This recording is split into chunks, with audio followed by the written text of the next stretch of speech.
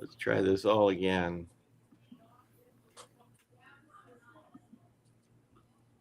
Oh shit! I got the wrong.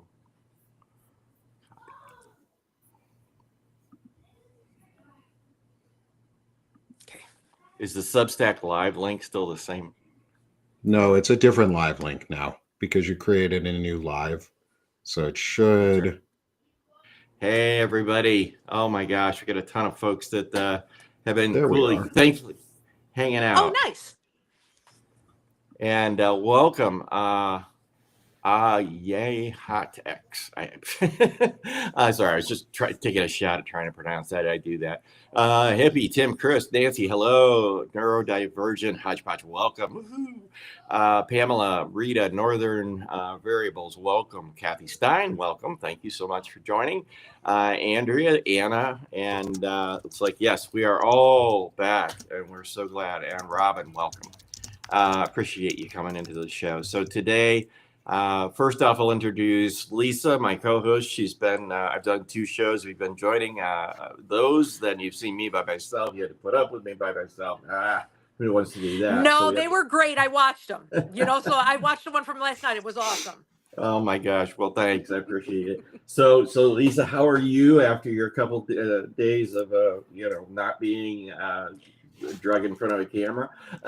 Really great. I mean, just busy because running up to the holidays. For those of you that don't know, I am a vocalist and I have 2 bands. One of them is more of like we do hired gigs and stuff, and we do a lot of parties. And holidays are always very busy. So that is what is going on for the next couple of weeks for me. So I missed a couple of shows. So sorry about that, but I did watch the replay of Rick's last night. I watched it last night. It was really good. You had great conversation, great chats, which I love. So I'm glad you were able to do that without me. Yeah, we had a number of folks there that joined. It was really a cool event. So welcome and glad you're here. And then we have, yes, the one and the only Nick Paro. We are so happy to have you, Nick. And for so many reasons, but Nick's been a friend of the show and has been gracious enough to come on during probably his day off, his rare day offs or daytime off, and join us with as a co-host to talk through some of the day's issues, talk through different things that are going on. And Nick, so welcome. And how are you doing today? I'm doing really well. It's good to see the both of you. I'm trying out some new equipment while I'm doing this live, so we're glad to be your beta testers. I did a little bit of testing beforehand to make sure I got it right. I did some self-recordings and I was like, do I sound good? Does the quality come in? Because I wanted to be able to stand back a little and make sure that the quality was in, and then I wanted to be able to stand up a little closer and make sure I wasn't too loud. I can get pretty loud sometimes. So, Same. but it's good to see the both of you. Thank you for having me back. It's awesome. One of my days off. We don't really have days off in our house right now. Building multiple businesses within a single family. Oh my gosh. We don't really get much days off. So I won't go into anything my wife is doing because I don't ever out what her work is, but there's work I've got to do after this show where I'm going to go build a feature wall for her business. So that's also what I do is I like to just help out my wife and hang out when I'm not doing this or I'm working on my property. So, days off aren't really a thing. And I have kids. And so, that's already full. Days. So you just erased all the free blocks in your calendar. Boom. Oh yeah. But life is life. And I've been busy, but it's been really good. And I'm glad to be back with you guys. Yeah. And I'm glad I was able to help out a little bit behind the scenes to get us restarted give you guys a quick walk through. We got hopefully that was volume of education on that one. Very helpful. Hey, Deborah, welcome. Deborah J just joined a regular show. We love having her here.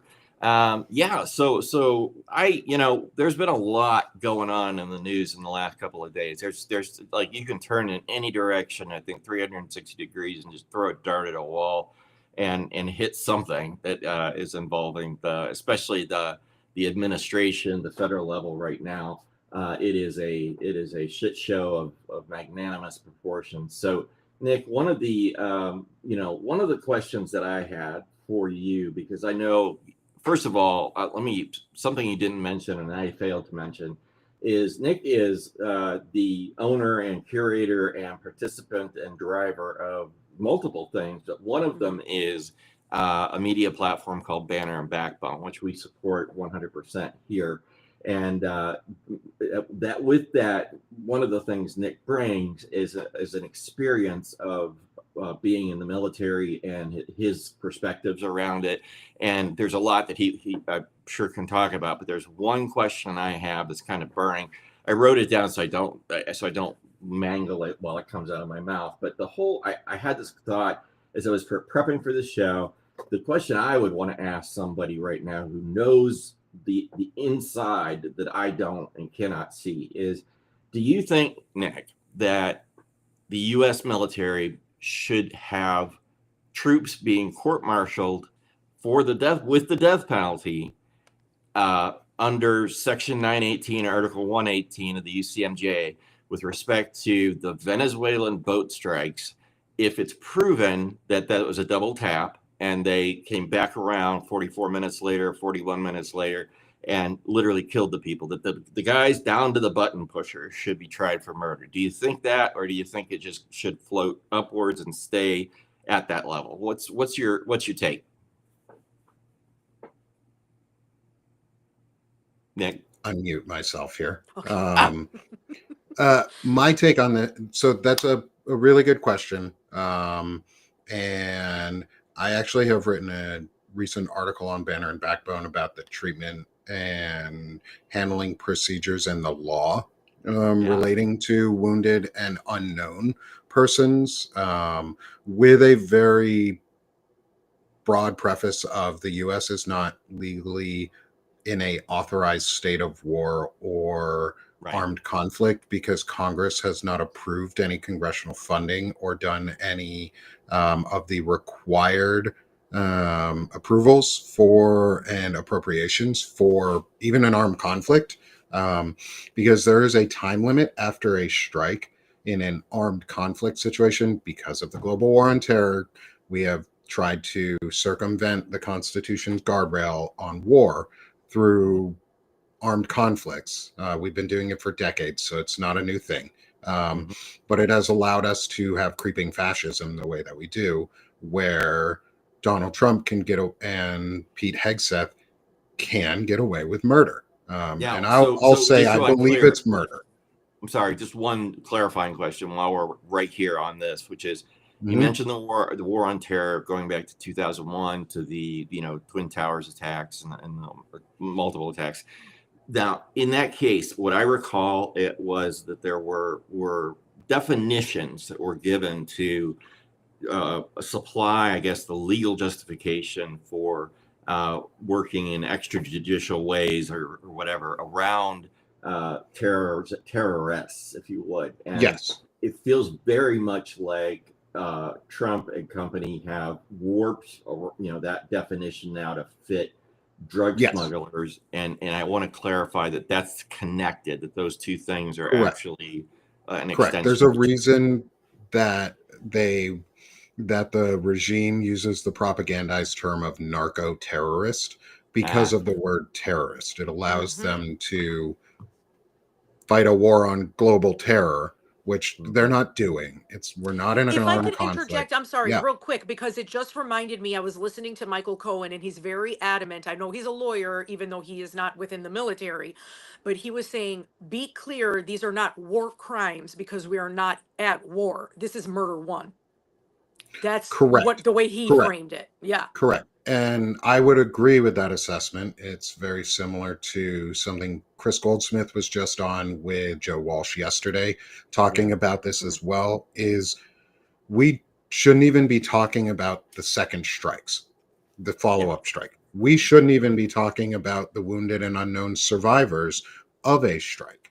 Every first strike needs to be asked the question of, is this murder? Are we authorized to do this? And right now, the answer is no. and have legal proceeding, or have the legal statutes and doctrine been followed, which doctrine in the military is law. Like, if you want to consider something law, there's military law and doctrine. They are one and the same. Like, you do those things, and if you break them, you are violating the Uniform Code of Military Justice. And one of those are the laws of war. And there's also a law of maritime war, which I will be learning more about and putting a secondary article up about. But I want to answer the question that you asked, Rick, was down to the service member who hit the button or fired the bullet or pulled the trigger. I believe every single one of them is responsible in the chain of murdering someone. Right. That being said, it is a command decision to allow a soldier to murder a civilian. It is always murder for a civilian. It is the predefined status of a person, unless in a true armed conflict or war, is civilian. Even in war, the predefined status of a person is civilian, unless proven through proper channels, which allows for a certain level of due process. That's why the military does it, is because the Constitution requires that we have a system of due process in place before somebody gets killed, including how the military manages killing people. That's why we have laws of war. That's why we have a big ass book that's written about it, and we have to follow it. And service members are supposed to know it. And yes, there are around 85 counts of murder that have happened. And the thing that I believe is that we need to hold those at the top accountable before we hold those at the bottom, which means starting from Pete Hegseth down the chain is where the most culpability starts, because that service member, unless they did it without any authorization, which is a whole other set of issues. But if that service member had to be ordered to pull that trigger and was told that those are not civilians, those are either unprivileged belligerents, which have now become combatants somehow, even though anyone floating in the water after a boat strike, if they're still alive and they are no longer in a position where they could do any harm, are now off limits from being killed. That's called murder. You still call it murder in the military. And yes, it's not a war crime. War crime is a very specific thing which happens at war.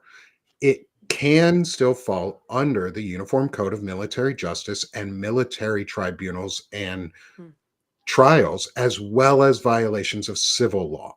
Like, the thing is, you still have to follow civilian law as a military member. And if you're breaking civilian law, you get punished for civilian crimes, which means if Pete Hegseth is doing extradition or ordering extrajudicial murders through the military, he is the one who should hold the most responsibility, because that is the command structure up to Donald Trump. And now they're trying to throw the admiral under the bus, Admiral where Bradley.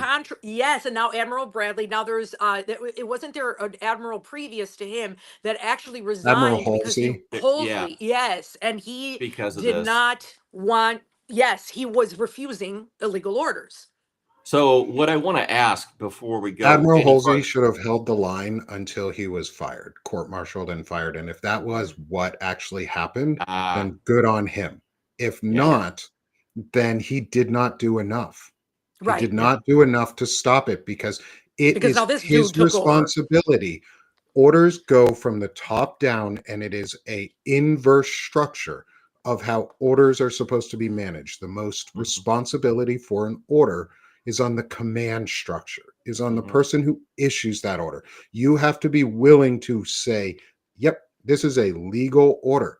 And if at the end of the day it was done, it is still illegal, unless he's coming out as a whistleblower, unless he is coming out and had filed IG, which is the Internal Inspector General, complaints for the military. If he had filed all the proper paperwork to say, no, I will not do this unless, like, it is presidentially mandated, then he's Yes. partially culpable.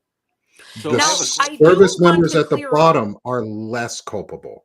They Right. still Now, are, because they followed an illegal order. But I do now not I'm think they've. wondering. Sorry, I'm sorry to interrupt. yeah. Yeah. I was just thinking because I have to look into this more because now as you're talking and I'm thinking about it, I don't remember if Hegseth fired him or if Halsey resigned, He whichever, resigned. however it was. Oh, he He resigned. Okay, resigned. because and then they got this MAGA loyalist in, which is Yeah. Bradley.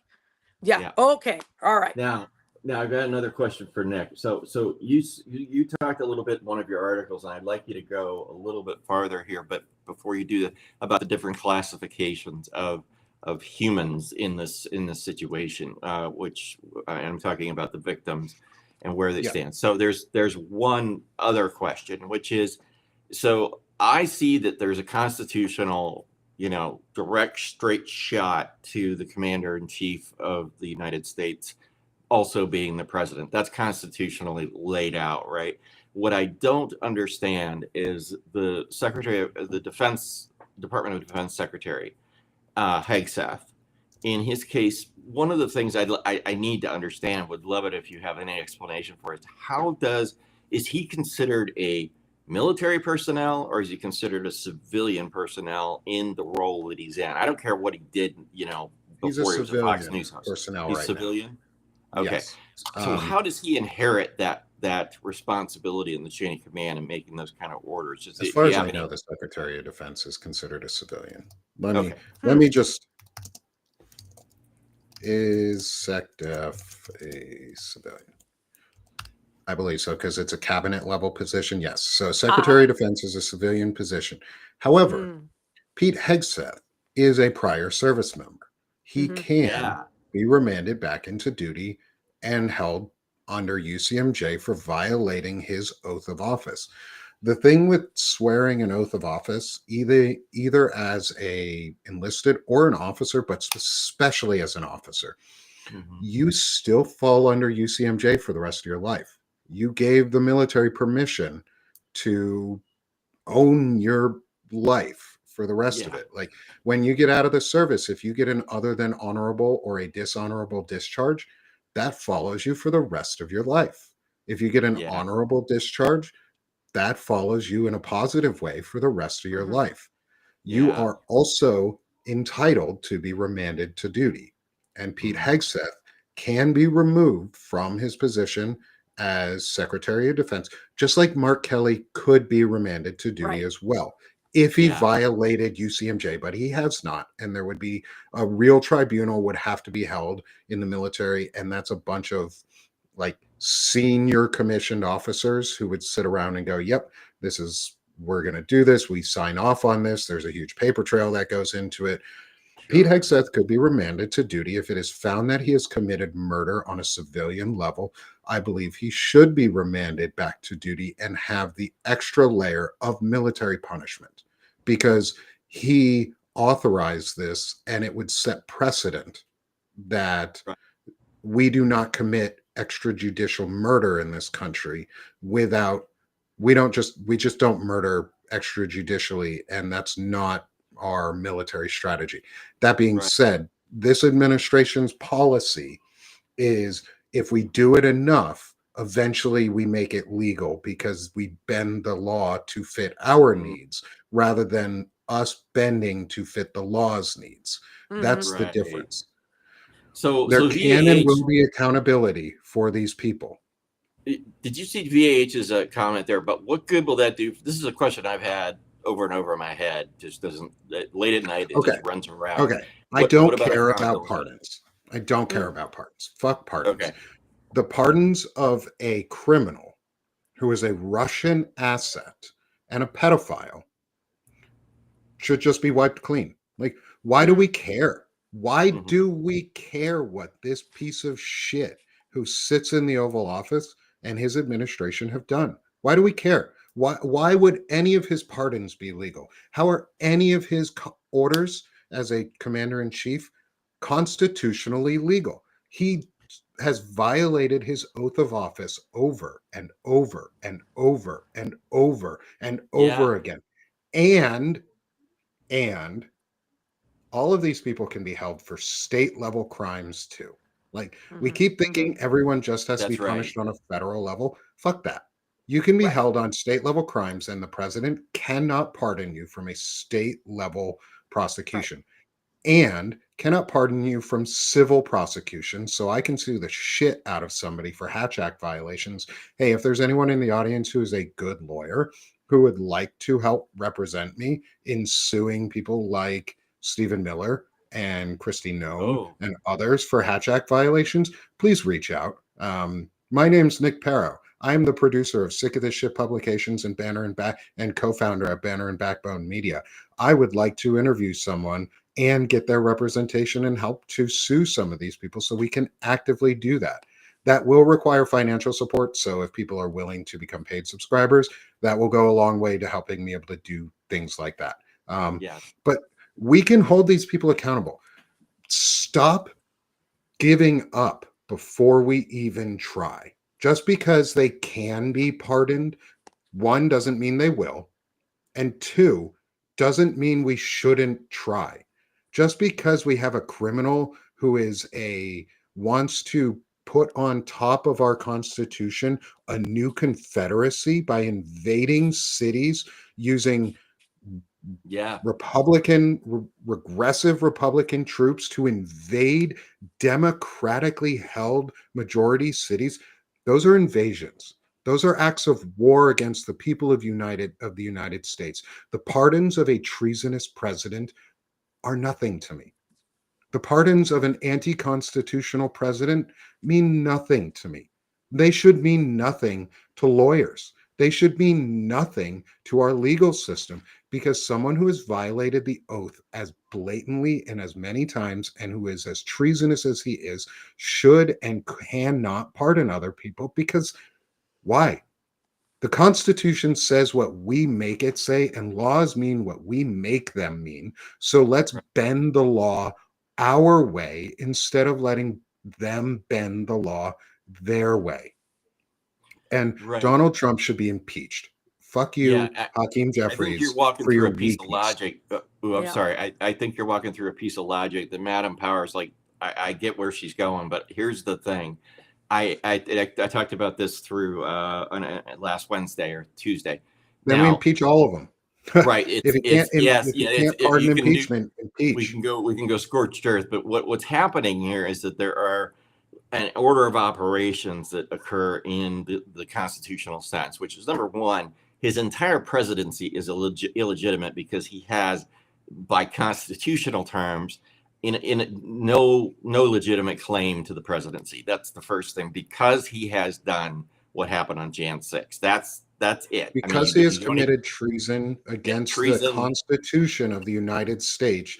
He is not a valid president. He is not the real president of the United States of America. He is a traitor, and he has committed acts of treason. Right. And you start Come with at me, bro. That's my First Amendment right. Right. And then, yes, amen. Amen, brother. So that is that, and it is that then. And then the next order of operation is, okay, he's not valid in the first place, so he really has no power. Therefore, he's not able to pardon people. And that's where Nick, I think, starts with his, intersects into this. This is where if you don't buy A, you can't, it's not like if you believe A, then you believe B, you must believe C. It's like, no, we're in one of these things where he has no legitimacy to begin with. Then you add on top of that there's pardons that he can't make because he's not in the first place president. Second, third place, it just doesn't matter because, like Nick said, it's the law is our slave, not we're not the slaves of the law. It's the other way around.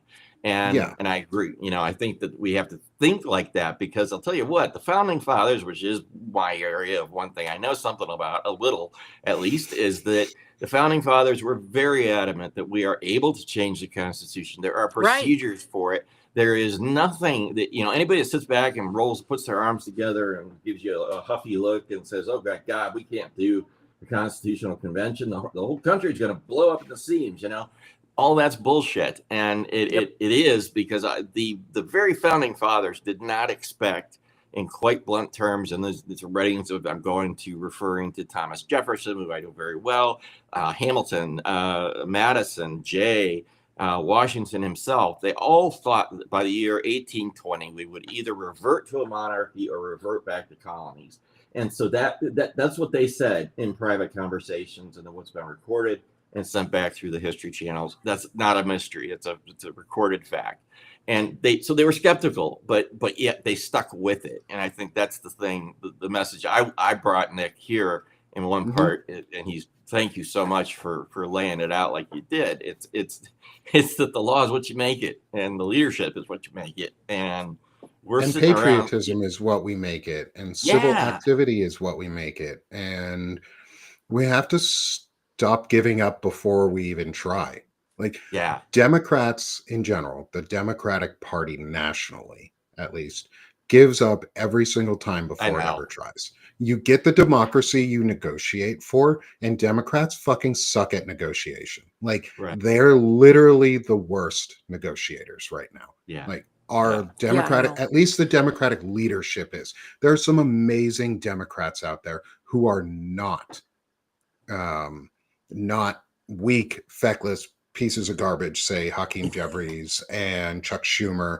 And at this point, sorry, Nancy Pelosi, but your time came and you missed the window to keep your seat in history as one of the greatest. Like, you should have left. In all that time, you did not have a successor lined up who could just help come in and say, look at the amazing things we will, look at the legacy we started, and here's all the amazing work we are going to do. You didn't do that.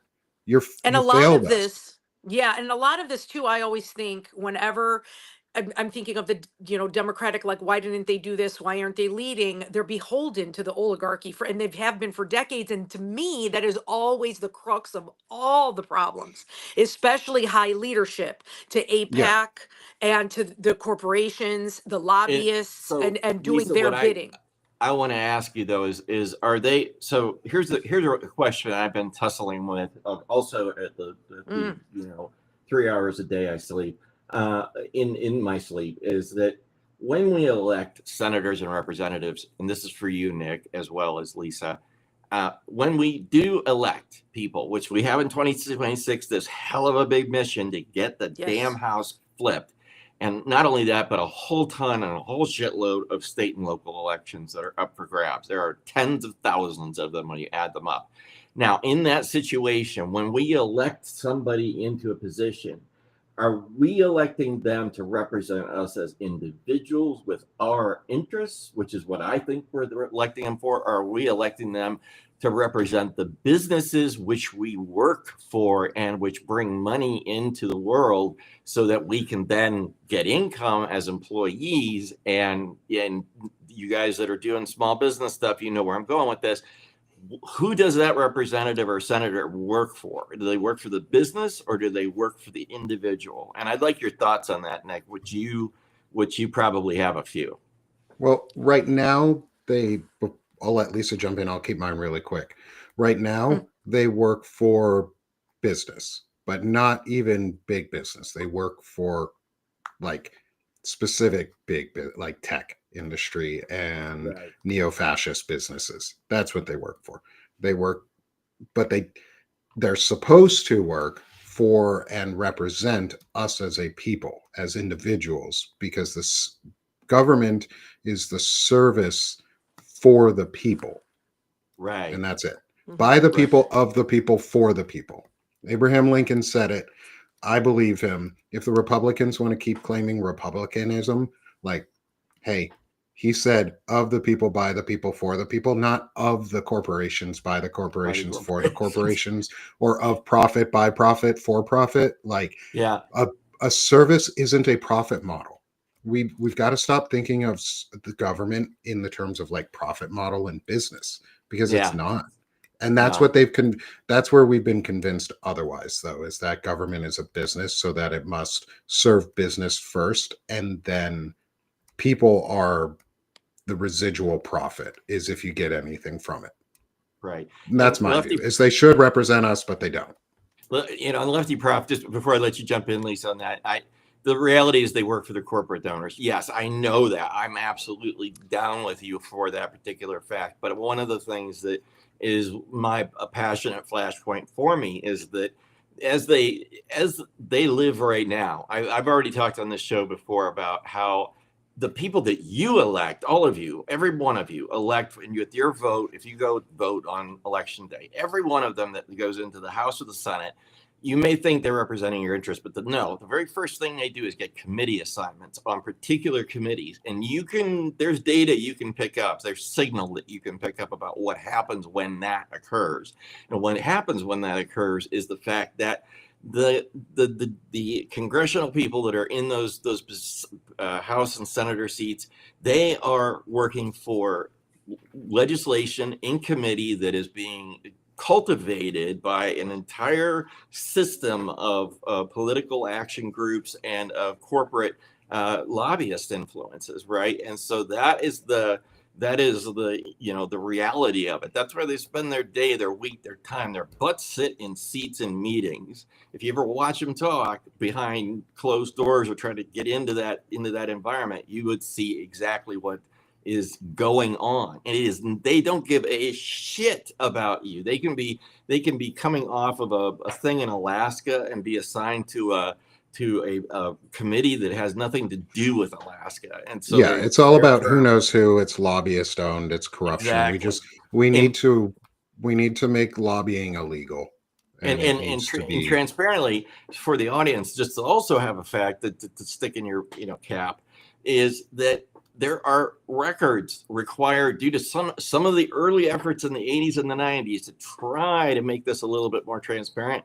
Every time a lobbyist checks in the lobby of a senator or a representative, that is recorded. So you can look at legislation and associate it with lobbyist meets that have happened, and know that if you see a piece of legislation that benefits, let's just say United Healthcare or United Health Group, whatever the hell they're called, and bang, it is something like, hey, they've got 10,000 visits, they've got 10,000 phone calls. That's all actually happening. Holy shit, people! That is that's a moment, because they are not sitting in their offices in the office buildings, adjacent to the Capitol, and sort of just taking a stream of phone calls. No, they're in meetings and they're doing all this stuff.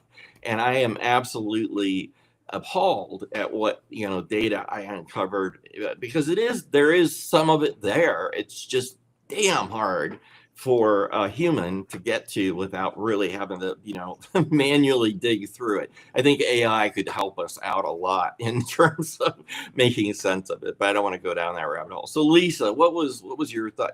I kind of just took over and went on my soapbox. I'm so sorry. Yeah. So, forgive me. well, for me, I always go back to brass tacks and go back to the beginning, because a lot of people always, I feel, only talk about things in recent history. And I think the framework itself has been corrupted in the corporate takeover. And I always start with the Powell Memorandum. And that was Lewis Powell from the Nixon administration that wrote the memorandum, Attack on Free Enterprise. So the whole framework from the Powell Memorandum was the corporate coup and the corporate takeover to entrench itself in the courts, in Congress, take over media, take over the college campuses. This was in 1971. So ever since then, so before you could fix anything, you have to literally unravel the roots that they permeated through everything. And ultimately that led to Citizens United. Heritage Foundation actually was spawned from like the Powell Memorandum. That was like the framework that it started to write, so all of that stuff, in my opinion, what people have been trying to do since Reagan has been kind of trying to dismantle things like a little bit here. Let's take care of this. Let's take care of that. And it's never going to go away, because the rot, it started with Nixon, but Reagan was, yes, exactly. Reagan put it on steroids, but it was really probably like around the Nixon administration, all of the rot, like that's where it started, and which is where it became that the corporate capture of our government. That was the absolute like framework of it. So before you start to tackle that, unfortunately, I feel like that's not you're really not going to do a lot much in terms of progress. I have a question yeah, about. there's a lot we're gonna have to do. And somebody said, yeah, Ziggy said it in the chat, it's generational rot that's been added to the Constitution. We can blow that all away. Laws are just there until we say they're not. Like if we get enough people in Congress and a new president, or say even a veto proof majority in Congress, they could literally blow away any of these laws and the president could not overturn it. That being said, there is a bought and paid for Supreme Court. However, with a veto proof majority in Congress, you also now have the ability to impeach the shit out of them. Yes. Impeach and that's the whole them. thing. Yeah. And that's why I think the civics are so important, is for people to is to understand how government works, how the judiciary works, what happened in order to get us to this point right now, in order to dismantle everything, the deregulation that happened with corporations, to be able to have this control over us. The government's not supposed to be complex. Exactly. All the courts are there. And, the judiciary now is there to always defend corporations over the little guy. And that has been happening for decades. What will really need to happen to stop all of this, to be totally honest, is we need to get all of the foreign Russian and Israeli interferences out of our government. Yeah. I see Israel right now, and I've had to unwind a lot of my Judaism, and because I'm culturally Jewish and I have family who are Jewish. I mean, we have family that was touched by the Holocaust. We came over during the Bolshevik Revolution from Russia and Bosnia or Belarus, in that area where, they kicked all the Jewish people out and we came here. And we restarted in this country in some ways. Some of us, I mean, my other family's been here since before the country was here. So my family's been here for a while. I have a lot of tradition in this country and I'm very happy and proud of being an American. Even I am not proud right now. I am not happy right now, but I'm going to actively defend and support that. And I'm no longer defending America, because defending is mean I'm on defense. I am on offense to protect and support America. I am here to support America through this time and get us past the finish line, because I keep hearing people be like, well, voting's not going to matter. They're going to cheat in 2026. Well, too fucking bad. We know they're going to cheat. There's only two options at that point. Is we either come out in such an overwhelming majority and make a solid citizens referendum that is cheating proof. They're only expecting to cheat for so much. They've only built so much cheating in the system. If you overwhelm it with a citizen majority, that's the easiest way out. That is the way out, is we continue fighting and being on offense by winning every single election. For anyone who says that Tennessee was a win, I'm also talking to This Will Hold this coming week about her research into the elections and the recent Tennessee election and discrepancies that she's described. And I want to ask her about it and get her thoughts and what she's doing to verify and validate the information. I'm really looking forward to that interview on Wednesday. We can do citizen referendums and things like that to demand accountability and make sure, if, say, there was cheating, that either Tennessee needs to, that representative, until audited, should not have been sworn into office, because they were, and if there was a thought that cheating could have happened, or in a close enough election, say one that was way closer than 21 points from the last time that somebody was elected a couple months ago, or just about a year ago, we went from a 21 point deficit. It was plus 21 for the House on a generic ballot. They brought it down to R+7, like R+9 or something. Yeah. That's a huge shift. Yes, that's good. We're doing good, but we need more. It needs to be it needs to be D+30 everywhere.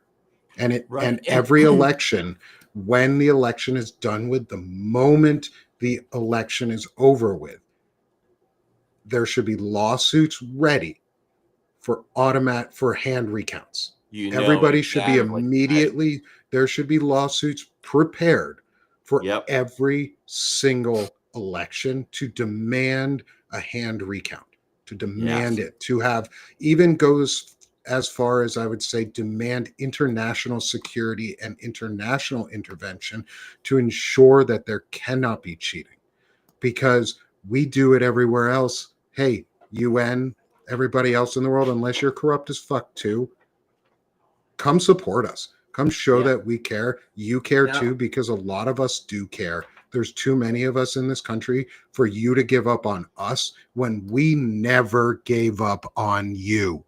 We did not give up. It took us a while to get there, but guess the fuck what? We won World War II, not you. So one of the always praise I really want to none of you pay back your debts. None of you pay back your debts after World War II. The U.S. has leveraged its debt and its name since World fucking War II, and nobody has paid us back for it. Nobody has helped the U.S. since then. So, NATO, I understand that we're trying to push away, and the U.S. policy right now is super isolationist. UN, NATO, Geneva, anyone in the international community, now's your time to step the fuck up, because if you don't, it will be too late. Yep. I always praise Mark Elias. You were talking about the election stuff. I always praise Mark Elias, the election lawyer, because he is doing the Lord's work behind the scenes. Always. Like he's always the one like coming up with these lawsuits. Thank God. He needs more people. We need more lawyers who are doing it alongside him. There needs to be an army of lawyers. I swear I'm going to ask a question. I swear. I've got to get this one out. There's two parts to it. One, you brought up a huge thing. I slammed in my article this morning. I went after something that I think is fundamentally true. They released on Thursday, the administration released this national security strategy, which in that strategy, basically, if you read it a certain way, you can literally plug in sort of like those light bright toys when you were a kid. You can put the right color combination right behind the print in there, and you can see a whole different document. And that document. Well, you can see it in the original Russian.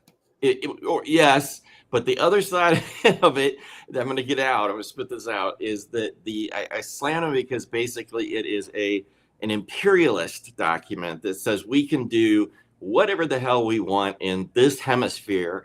And we're going to go after South America. We're going to go after the assets that we want in Greenland, in Canada, in Mexico, everything. And I think, frankly, I don't think we're thinking big enough for the frame that the administration, not Trump individually and perfectly. I think the administration is looking at the entire northern and southern hemispheres to be able to say, you know what, all of this one way or another is going to be under our control, and then everything else is we're isolationists from, because we've got everything we need, from rare earth minerals to food to the ability to do agriculture and mineral extraction, all the raw things to make the more important things right here in this vertical strip across the planet. Now, having said that, I slammed the shit out of everybody in the EU and everybody in Canada, everybody in Mexico. I probably insulted people unintentionally who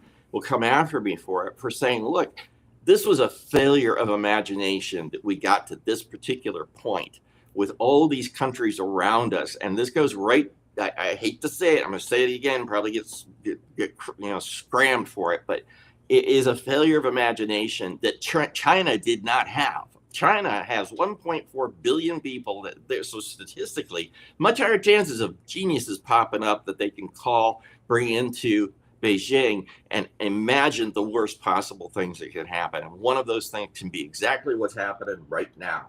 And what happens with those people is that they're prepared. They didn't blink, they didn't flinch, they didn't twitch when April 4th happened and the Liberation Day tariffs came out, because they've already thought of it all the way through. And that's the way they work. But the rest of the world, like, holy shit, they're actually serious. And it's sort of like they didn't have a plan. And it's all the same with this military announcement that came out last week. You need to look at it as this is an alignment with Russia, dislodging from the EU, and a huge number of wrong things all happening at once could lead us into a completely different military order than what we have, and a political order than what we even have right now. I think many people think I'm crazy, but Nick, I'll let you respond to that. Yeah, my response is Dean Blundell put an article out about this too, talking about from a Canadian's perspective of what it looks like. And from my perspective, and you can quote me on this, anybody can quote me. I said it earlier today, was quote me on this, or here's my prediction on this, this is the first step, true step to leaving NATO. Withdrawing the U.S. support from NATO in any tangible or meaningful way, without, or just leaving it. One of the two options. It's pretty much that is we're going to leave NATO is what I think. And yes, I do agree with your assessment on a hemispherization of imperialism, where the U.S. wants North to South America, plus the islands around it. Russia wants all of Europe and parts of Africa and let's say northern Africa. China wants all of Asia except for Russia. And then the Middle East could be owned by, I guess, Dubai or Qatar, one of the nations, whoever, United Arab Emirates under the killer who runs their country, Mohammed bin Salman, pedophile allegedly, and like that he could run the Middle East and Africa, other than where Russia needed its stuff like that. It's the hemispherization of the world. Or if you want to think of it in the US terms, it's the corporatization of the world. It's it is the globalists that everybody warned that we all were like, hey, globalism is cool, but it needs to be regulated. Those of us who were smart about it said globalism is cool, but it needs to be regulated. This is what happens when you don't regulate globalism, is you allow new oligarchs and new robber barons and new billionaires, as I've been hearing them called. I like that one, is billionaires. Yeah, me too. They become the new feudal lords. They get to decide how the world is parceled up. That's what they want to do.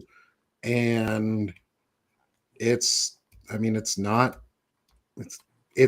their realm. It's what they want to do. They want to bomb Venezuela and take over Venezuela and have at minimum a regime change, if not basically ownership of the country, so that the tech companies can come in and plunder national resources and natural resources and rare earth minerals.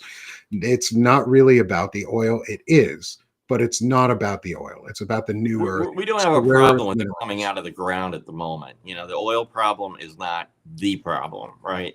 It's the minerals problem.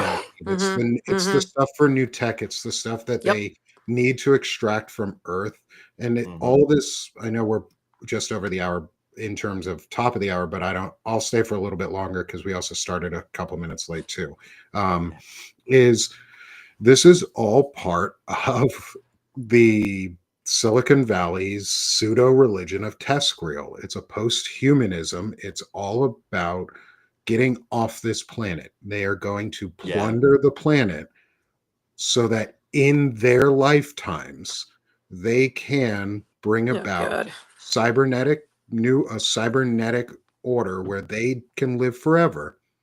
And as dumb and conspiracy as this fucking sounds, this is literally what these people believe in. They believe in post-humanism. They don't. The U.S. is 2/3 overpopulated in their opinions, which means 240 million of us need to go. Right. That's a lot of us. And that makes a lot of sense when you see the healthcare being stripped away and taken away. They know what is going to happen. And they don't care about the hordes cost of people. to Earth. They don't care about the cost to us. That's why they're building data centers in areas that are eventually going to get flooded due to global warming. They don't That's care. Oracle, Larry Ellison, and Israel, right? The Yeah, they ones that are don't six. care because their goal is to become post-human before they die. And they're going to try and achieve it no matter what the cost. If you want a good analysis of go watch a movie that's horribly representative of what they might do or is a path forward, is go watch Elysium. Like that is post world where they go live on their little halo in space away from the rest of us peons, us slaves, and us servants who live in destitute and in a dying world. Is they get to live in their perfect little world on Elysium or whatever they want to call it, Elon world or X planet or excretions everywhere, whatever they want to do. Is they don't care about us. They don't care. They want to bring about the things that will hurt us so that they can live forever. They don't care about us. Right. And I think there's a huge selfish interest to bring it back home to something right here and now, which is passionate. I think all of our hearts that are on the screen right now, is that this literally boils down to what happens in 2026 and how your votes are cast. All right. It's not we're talking about big, wide ideas, but a lot of times what happens for me, for a lot of people, is I see us all, we go away from the show, we're thinking about it for 15 minutes, it kind of drifts backwards, and then we don't have it quite in our forethought. But I'm pushing it very hard to say, hey, this is really not just a House and Senate election, or partially Senate. This is a lot of how democracy gets rolled out. This is the end of the U.S. if we do not win. Right. And if we do not win in 2026, the U.S. will cease to be cease in every way to be a constitutional democracy. If we do not win, at minimum, the House of Representatives, there is only one other option. And the framers left us that option and explicitly said that a citizenry can uprise against a tyrannical government because that is no longer representing the people, and it has stopped doing the work of the government and the people. And when the government is oppressing the people and the people are afraid of the government, you have tyranny. But when the government is afraid of the people, you have democracy. And I don't mean with their lives. I mean with their jobs. I mean with their votes. I mean with their futures as a politician, as a person in the community. If someone speaks the way that these people do in your community, if they were in your house, you would throw them out. Yeah. And you should run them out of your community in that way, legally. Run them out of communities. You can do that. You can you can drop, if somebody is, say, a member of a white nationalist group, you can impose a civil penalty against them without ever breaking the law or calling the police. You know what you do? You get a mailer. If you know what, say, their vehicle looks like, without giving away exact information, you cannot out someone. That is illegal. That's how you go to jail for threatening somebody, like intentional harm. It's actual. But if you go and say, hey, somebody in this community who, say, drives a blue station wagon and describe it just enough to say, oh, there's this person with a blue station wagon in my neighborhood that I know about. They recently were attending a white nationalist community. Do you believe this is the right type of thing that somebody in your neighborhood should be viewing? Do you feel safe having that type of person live next to you? Yeah, it's very local. Talk to your neighbors. And if you're afraid, if you don't want to do, if you're just, you need to be uncomfortable right now. Mm-hmm. People need to understand that for the next 11 months, it's AA. We have AA for democracy right now.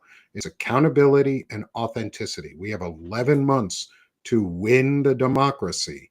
It was 12 months last month, which is why it was AA. It was a 12-month plan to save our democracy. Yeah, 12 is the slogan on that.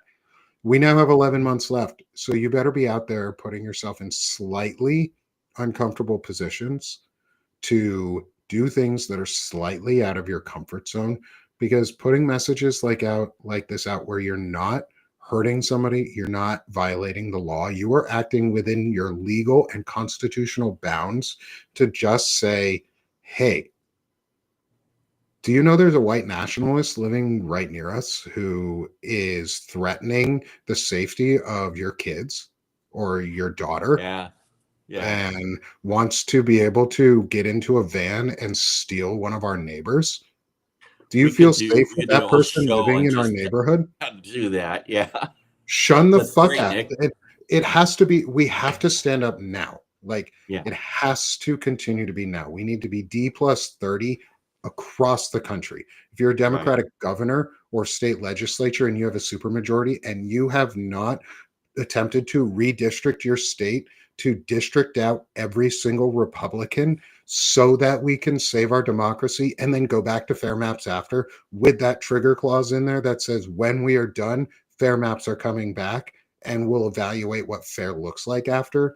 Right. But like, Democratic Yeah. governors, Use attorney every lever generals, in the you have toolbox that you've power. got.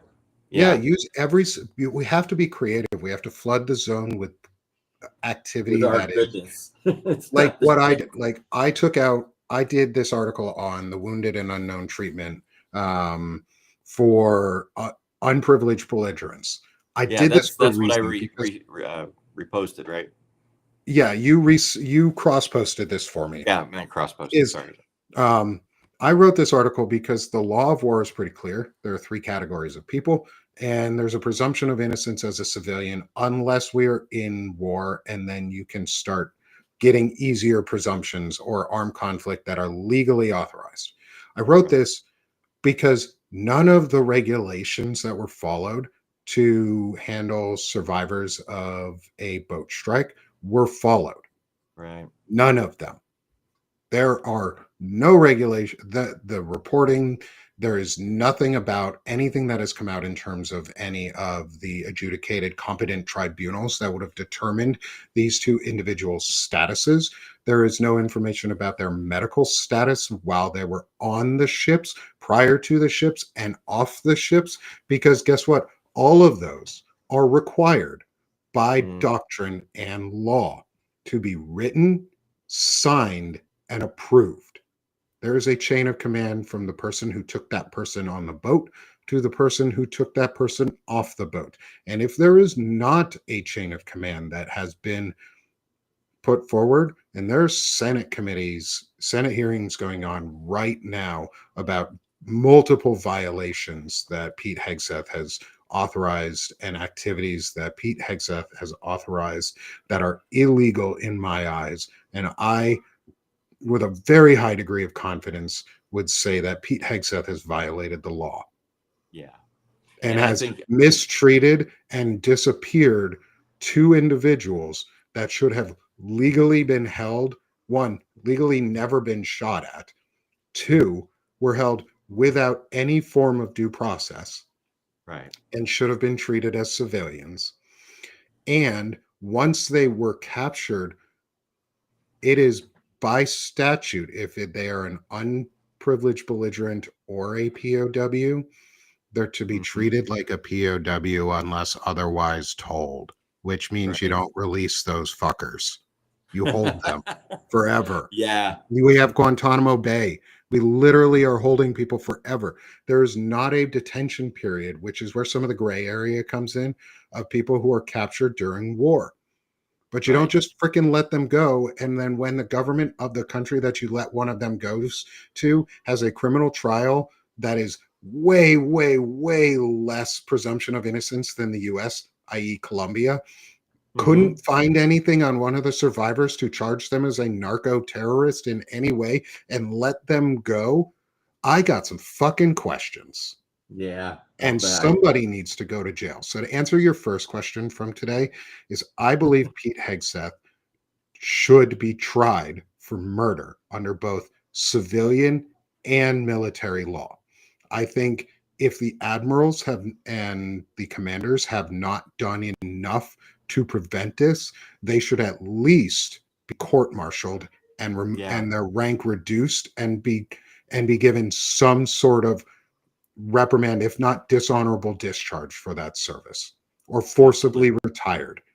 Yes. With a cut in their benefits when they go. If they were not willing to do the right thing, they shouldn't even get their benefits at that point. If you were so unwilling to do it, 84 murders at least.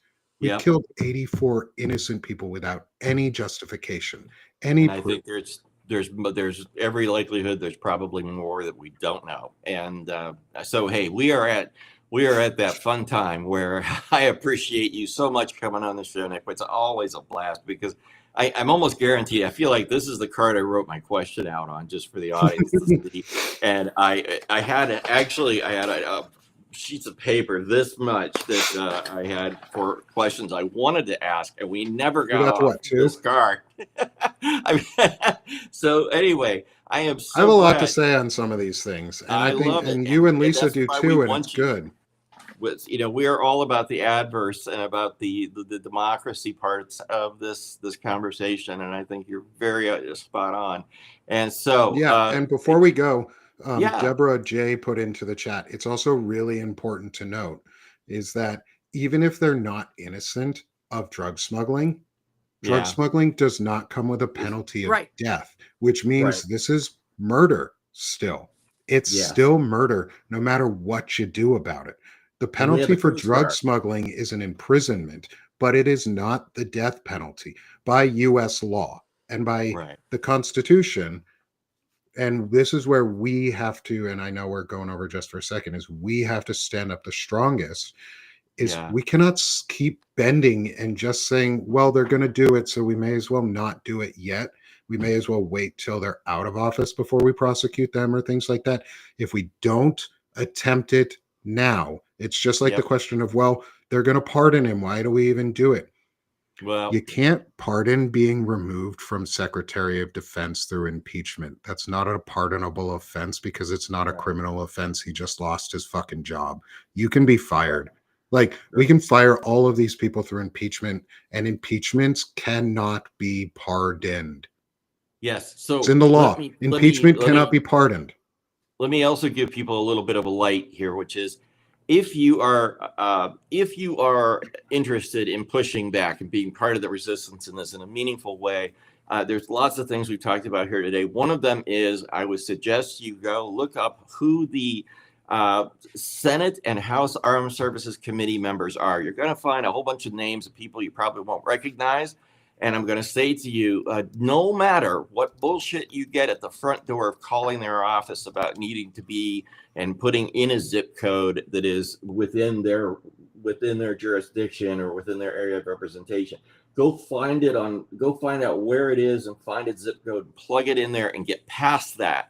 That anybody that works on stuff that affects all of us, we all have the right to call. And so these guys that are under the Senate and House Armed Services Committees that would be investigating this need the thumb pressed down on them. And the only way you're going to get past that front door is to have a zip code of the area you're from. And because they try that bullshit to misdirect you. So I just give you that piece of advice up front. Look it up, Google some town and find a zip code and say you're coming from there. So that's what you do. And find out who's on the appropriations committees. Yeah, that is where the money is appropriated from. And if and follow the money on that too. Senator John Boozman of Arkansas, who is one of the ranking members on a couple committees, Republican. Guess what? You're on the appropriations committee, bro. We're going to have some phone calls. I'm going to be calling your office. We're going to be having some emails. If you live in Arkansas, email Senator Boozman. He is not Senator Cotton, and he might be able to be brought back around if enough pressure is put in. Yes, GOP, Senator John Boozman of the Regressive Republican Party. But he may be one of those who could be targeted in terms of political activity needing to put pressure on him in a non-violent targeting. I will never, ever advocate for violence. Right. But we can put political pressure on John Boozman. One of those ways where you don't have to be part of the state of Arkansas We talked about this earlier. Get his donor list and call his donors and ask, do you approve of this type of behavior? You cannot tell them to that's vote for somebody a good else. one. You cannot tell them to stop giving him money, but you can ask if, do you and your employees of the company approve of this type of behavior? Does the board, do your shareholders approve of this type of behavior? And if they don't, we will stop rewarding you in any way, because say, if you do business with one of his donors, stop doing business with him and tell them exactly why. Hey, I don't support Senator Boozman's activities in this type of thing. It's really harmful to my community. And it seems like you have given a lot of money to support this type of activity. Do you really support that? Is that the type of behavior you want your company to be known for? You vote every day with your dollars in America. Vote harder. Yes, we do. Well, that's great. And Nick, give me money instead. Send it to us instead. Become paid subscribers with us. We need it. We've all got things rolling right now, so we're moving. All right, hey Lisa, you want to take us out with any final comments, and then I'll just close out the stream. Yeah, are you going to get all the comments, because he always does the screenshot. One thing that Nick was talking about in terms of, like, people need to rise up. I saw a couple of comments in here, like, how are we going to do that? Like against ICE, whatever, what have you. My thing, because you guys already know, I always go back to the beginning and how we got screwed up in the first place. Having an informed citizenry is what would keep the government afraid of the people. And over the decades, that has eroded. So first step is this kind of stuff, the civics education, us networking with each other, talking with each other, learning how the government works, how all of this stuff, how we ended up here in order to dismantle it and to prevent it from going further.